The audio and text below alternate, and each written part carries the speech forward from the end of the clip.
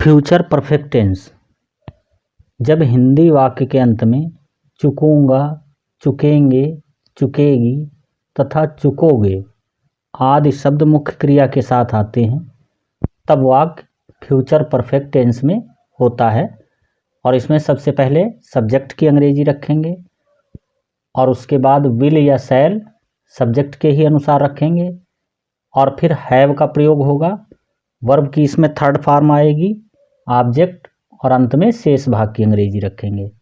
जैसे पहला वाक्य देखें यहाँ पर, मैं यह कार्य दोपहर से पहले कर लूँगा, तो इसकी अंग्रेजी देखिए कैसे बनेगी। यहाँ पर सब्जेक्ट रखेंगे आई और आई के साथ हेल्पिंग वर्ब आएगी शैल और फिर हैव, और डू की थर्ड फॉर्म आएगी डन। यह कार्य के लिए आएगी दिस वर्क, और पहले के लिए बिफोर लिखेंगे, दोपहर के लिए नून।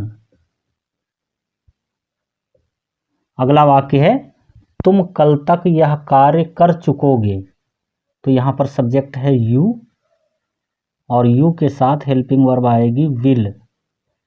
You will have done this work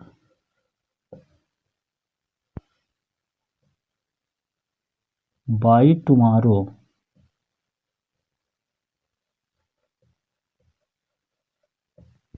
अगला वाक्य है, पिताजी के सोने से पहले हम अपना कार्य समाप्त कर चुकेंगे। इसमें देखिए दो क्लाजें जुड़ी हुई हैं और जो प्रिंसिपल क्लाज है इसकी अंग्रेजी हम फ्यूचर परफेक्ट टेंस में करते हैं तथा दूसरी क्लाज के लिए प्रेजेंट इंडेफिनिट टेंस का प्रयोग करते हैं।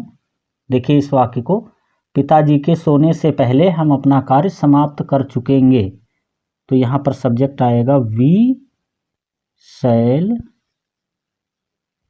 हैव,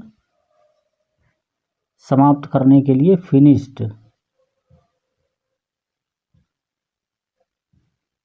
आवर वर्क,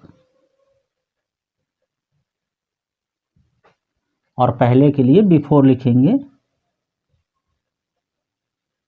बिफोर पिताजी के सोने से, बिफोर फादर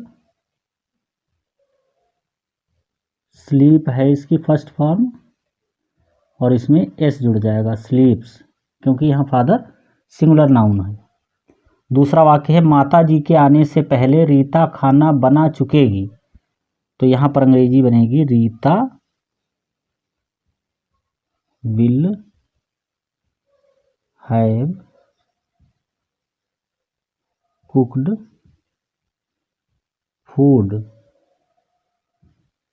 और पहले के लिए before mother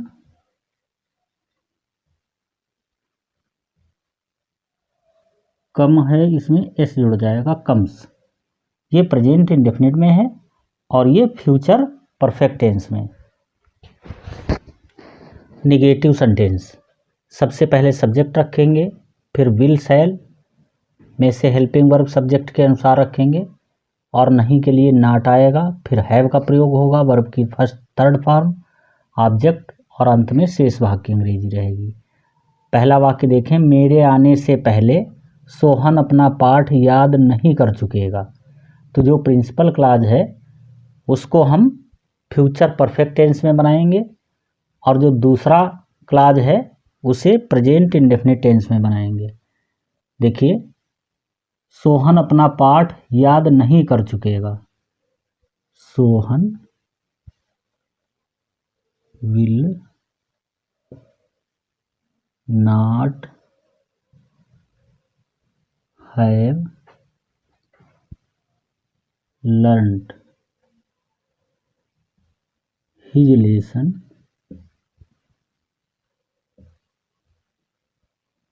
before I come। दूसरा वाक्य है, सूर्य निकलने से पहले मदन स्नान नहीं कर चुकेगा, तो यहाँ पर लिखेंगे Madan will not have bathed before the sun rises। First type interrogative sentence, क्या से शुरू होने वाले वाक्य। और जब क्या से शुरू होता है वाक्य तो इसमें हेल्पिंग वर्ब विल या शैल का प्रयोग पहले सब्जेक्ट के अनुसार करते हैं, उसके बाद हैव आएगा, वर्ब की थर्ड फॉर्म ऑब्जेक्ट, और अंत में शेष भाग की अंग्रेजी रखेंगे। पहला वाक्य देखें, क्या मेहमानों के आने से पहले माताजी भोजन बना चुकेंगी। तो यहाँ पर अंग्रेजी आएगी will mother have cooked food before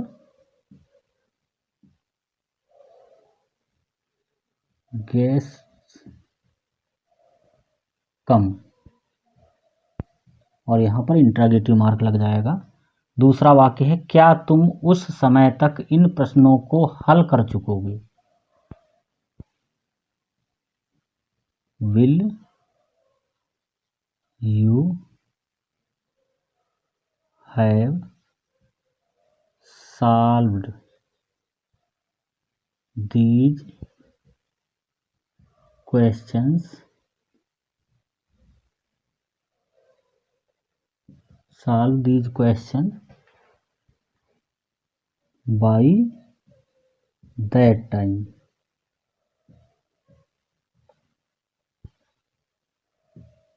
और यहाँ पर इंट्रागेटिव मार्क लगा देंगे। सेकेंड टाइप इंट्रागेटिव सेंटेंस, जब प्रश्नवाचक शब्द वाक्य के बीच में आता है तो इसकी अंग्रेजी सबसे पहले बनाकर रखते हैं इंट्रागेटिव वर्ड, और फिर इसके बाद में विल शैल का प्रयोग करते हैं, फिर सब्जेक्ट रखते हैं, और उसके बाद हैव वर्ब की थर्ड फॉर्म ऑब्जेक्ट, और अंत में शेष भाग की अंग्रेजी रखते हैं। पहला वाक्य देखें, परीक्षा आरंभ होने से पहले तुम कितना कार्य कर चुकोगे। ये कितना कार्य जो है इंट्रागेटिव है, और इसकी अंग्रेजी लिखेंगे how much work, how much work will you have done before examination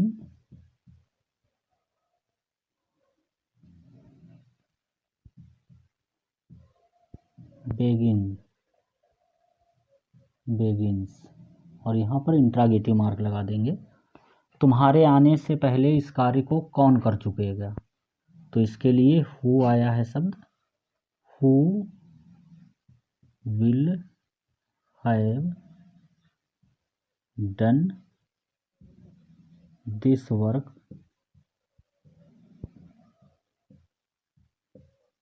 before you come. और तीसरा वाक्य है, माता जी के सोने से पहले शीला अपना पाठ क्यों याद नहीं कर चुकेगी। तो इसमें इंट्रागेटिव वर्ड भी आया है और नहीं शब्द भी आया है। तो देखिए इसकी अंग्रेजी कैसे बनाएंगे, क्योंकि अंग्रेजी पहले बनेगी वाई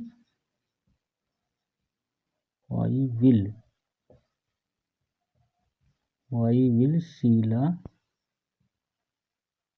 और सब्जेक्ट के बाद में नॉट रहेगा, हैव लर्नड हर लेसन